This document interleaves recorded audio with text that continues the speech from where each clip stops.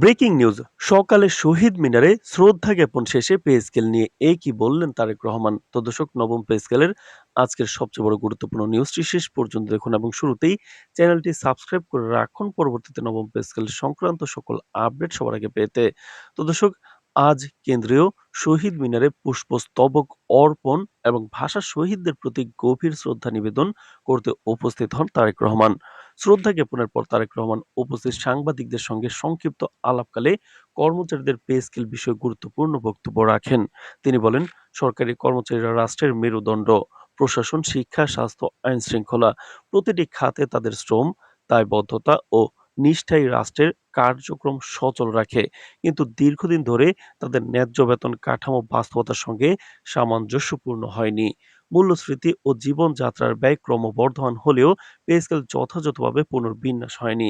তিনি স্পষ্ট করেন, পে স্কেল কেবল একটি আর্থিক বিষয় নয়, এটি সামাজিক ন্যায় বিচারের প্রশ্ন। কর্মচারীর মর্যাদা এবং রাষ্ট্রের প্রতি মানুষের আস্থার সঙ্গে জড়িত।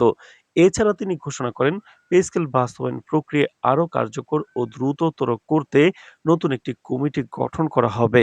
এই কমিটি পে কমিশনের পূর্বে জমা দেওয়া প্রস্তাবনাগুলো বিশ্লেষণ করবে এবং তার ভিত্তিতে একটি সুসংহত প্রতিবেদন প্রস্তুত করবে।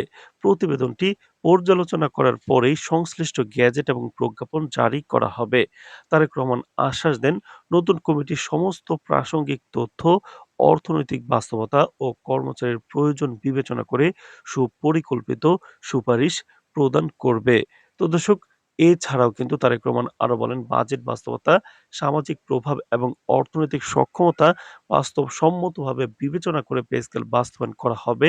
তিনি বলেন, যেমন একসময় মানুষ ভাষার অধিকারের জন্য রাস্তায় নেমেছিলেন, তেমনি আজ মানুষ ন্যায্য জীবিকার অধিকার চায়। রাষ্ট্রের দায়িত্ব হলো সেই অধিকার নিশ্চিত করা।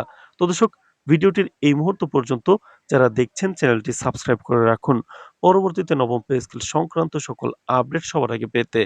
রাজনৈতিক বিশ্লেষকরা বলছেন, তারেক রহমানের বক্তব্য কেবল পে স্কেলের সীমারেখা ছাড়িয়ে যাচ্ছে। এটি একটি সুপরিকল্পিত রাজনৈতিক বার্তা যা কর্মচারী, জনগণ এবং রাষ্ট্রীয় নীতি নির্ধারকদের জন্য গুরুত্বপূর্ণ ইঙ্গিত বহন করে।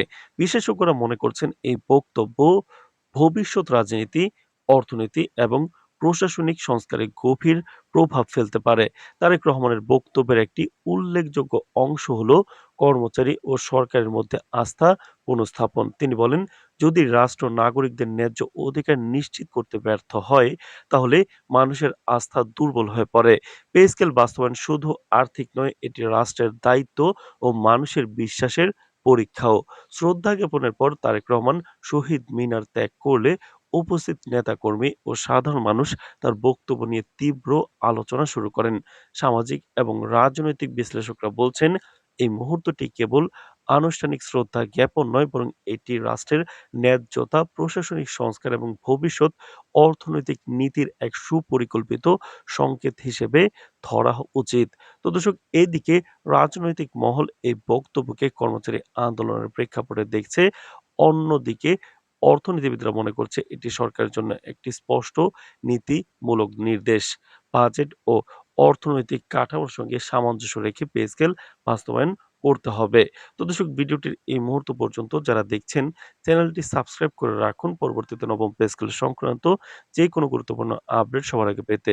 তো দর্শক, অন্তর্বর্তীকালীন সময়ের সময় কিন্তু সরকারি সময় সরকারি চাকরিজীবীরা পে স্কেলের জন্য বিভিন্ন পদক্ষেপ নিয়েছেন, আন্দোলন করেছেন, ভোকা মিছিল করেছেন, অনশন করেছেন, কর্মবিরতি করেছেন।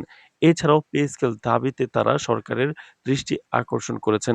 সরকার বিভিন্ন সময় ইতিবাচক বক্তব্য রাখলেও কিন্তু পে স্কেল বাস্তবায়ন করে যেতে পারেনি, প্রজ্ঞাপন এবং গ্যাজেট করে যেতে পারেনি। তবে তারা প্রস্তাবনা রেখে গেছে পে কমিশনের, সেটাই বিশ্লেষণ করে দ্রুততম সময়ের মধ্যে নতুন সরকার পে স্কেল বাস্তবায়ন করবে, এটাই সবার কাম্য।